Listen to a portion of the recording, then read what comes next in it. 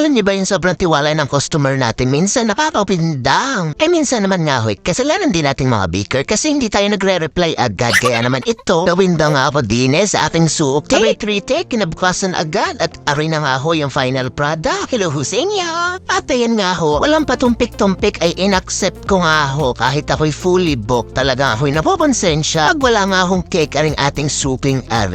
Ayan, maraming salamat Ma'am Judy Ann sa pag-order palagi. Tinanggap ko nga ho rin ng buong loob talaga naman. Medyo nangarag nga ho ako ng very light doon at talagang hindi ko nga ho akalain na kinabukasan na rin 3-tier na ari. At buti na nga lang ho ay maganda pa rin ang kinilabasan kahit rush. At bukod nga po din sa ating rush cake ay may iba pa nga ho akong pa-order. At syempre maraming salamat Ma'am Jen Caraan sa pag-order ulit para naman sa 3rd birthday ni Alicia Felicity. May share ko nga ho kasi pamula 1 month old si Alicia Felicity ay sa amin na na-order si Ma'am. Sobrang thankful naman talaga po sa mga suki kong are dahil makalipas ang ilang taon ay naaalala pa din nila ako. At syempre thank you din Ma'am Cheryl Gutierrez sa pag-order nitong 2 cake. Ito yung cake na hindi ko rin akalain na order pa ulit sa atin si Ma'am kasi nung first order sa atin ni Ma'am ay nagkamali nga ho ako ng date. Ay akala ko naman nga ho'y nadala si Ma'am. At syempre thank you din sa aking suki na si Ma'am Shari Jane. Salamat din po Ma'am palagi sa pag-order. Pumipiyap yarn.